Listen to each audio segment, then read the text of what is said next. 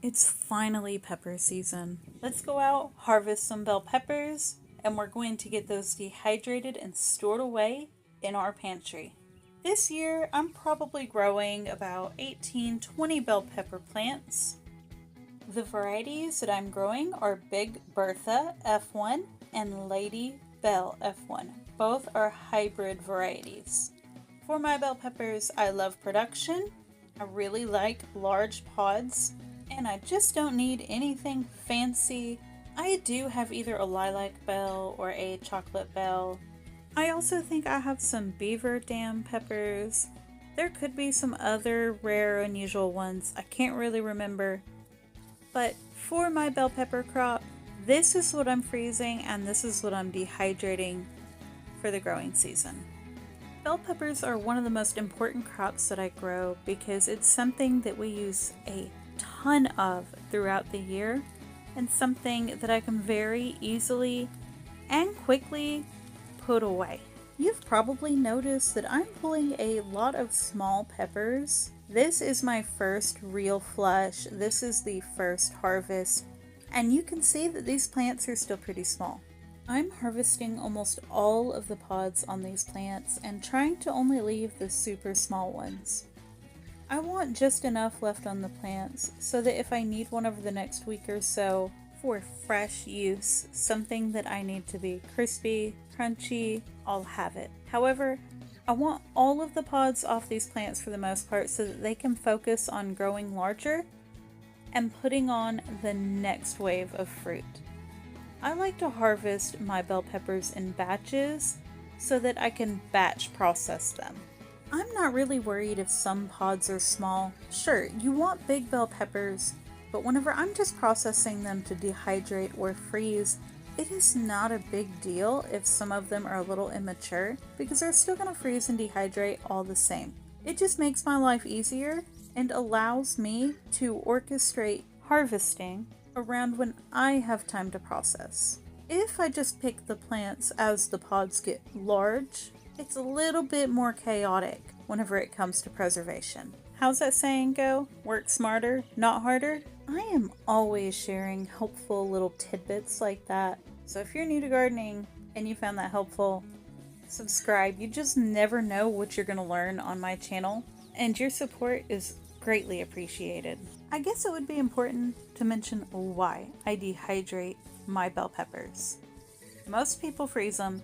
You don't see too many people dehydrating them, and I get it. Rehydrated bell peppers are going to be a little soft. They're going to be very flimsy. However, same thing happens whenever you freeze bell peppers.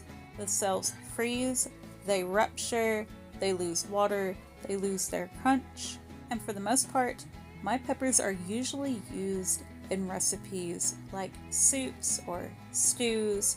I'll use them in pot roasts and casseroles. I'll make them with rice. Sometimes I need to opt for fresh or frozen bell peppers, but 80% of the time, I can use my dehydrated peppers wherever I would need to use frozen. Generally, if I need a fresher pepper, I'm gonna have to go with a truly fresh pepper from the store in the middle of the winter. And then, of course, there's something like fajitas, and I'll typically use frozen bell peppers in that case. When preserving a crop, it is really important to look at how you use that food. If you primarily use bell peppers fresh in salads, then dehydrating or freezing may not be the right choice for you.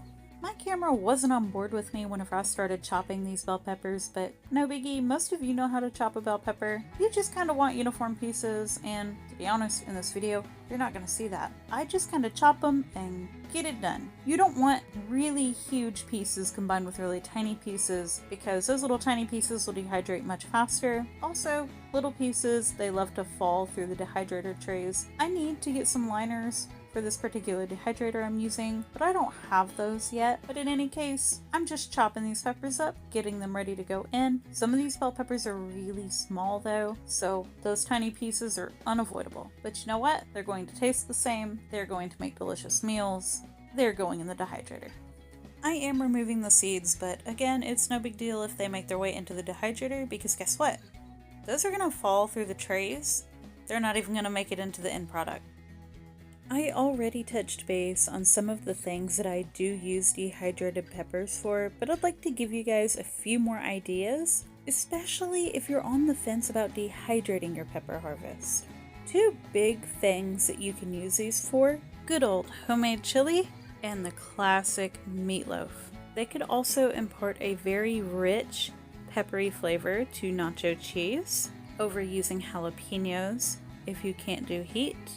And again, they make an awesome addition to so many homemade soups and stews. Since I can't do gluten anymore, I've actually transitioned to using a lot of rice, and that's precisely what happened to my dehydrated peppers from last year. I wound up burning through them so fast while making rice. You can see that I have transitioned from my bell peppers to my banana peppers. I'm just slicing up a handful of those. This is what was ready, so this is all I've got to process of those. And what I'm doing is I'm going to kind of pickle them. I'm not going to can them, I'm just going to make brine, pour it over them, made sure they were covered, and I tossed them in my fridge. These are going to be used sometime in the near future. I don't know exactly what I'm going to make with them. I'm craving kind of like a beef and pickled banana pepper type deal, but at least now I don't have to worry about making the banana peppers ahead of time. They're already ready.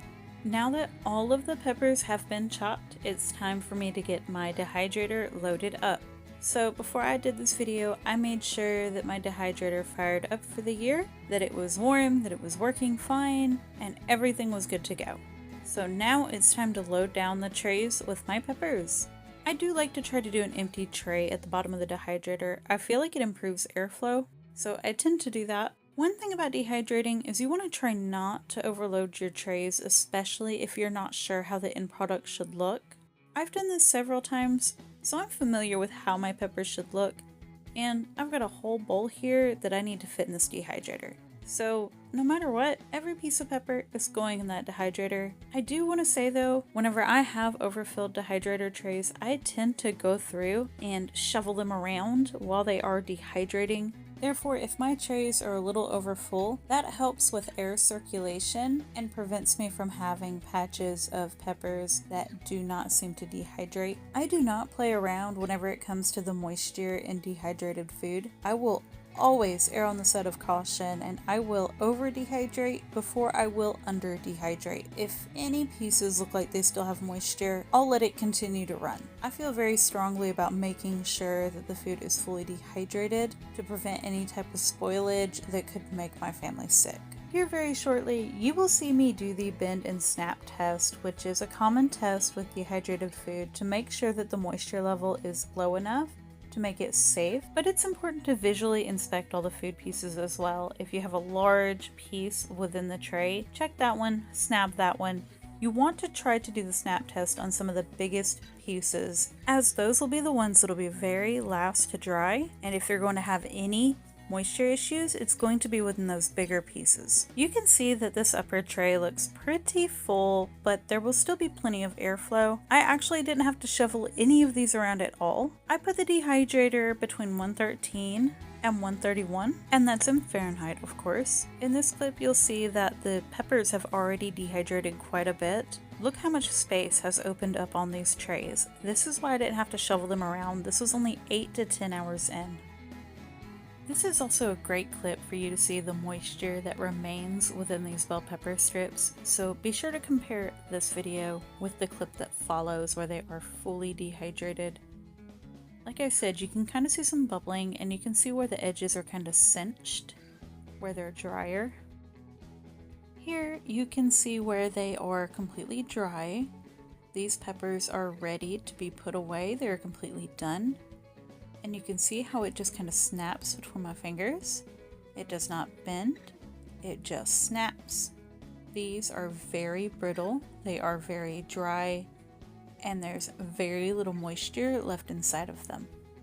For my dehydrated food, I typically use upcycled glass jars, so think sauce, salsa, pickles, all of those usually come in glass jars. Tear off the label, throw them in the dishwasher, and put your dehydrated food in them. I also add a silica packet for moisture control, you can see that in the video, and I typically add an oxygen absorber as well. I will link those down in the comments and description. It's just so amazing to me how much space you truly save by opting for dehydration as a food preservation method. You could see how small of a jar that was, and it just blows my mind that a whole basket of bell peppers fit into that tiny jar. Did you see that bowl of chopped peppers that I had earlier in the video?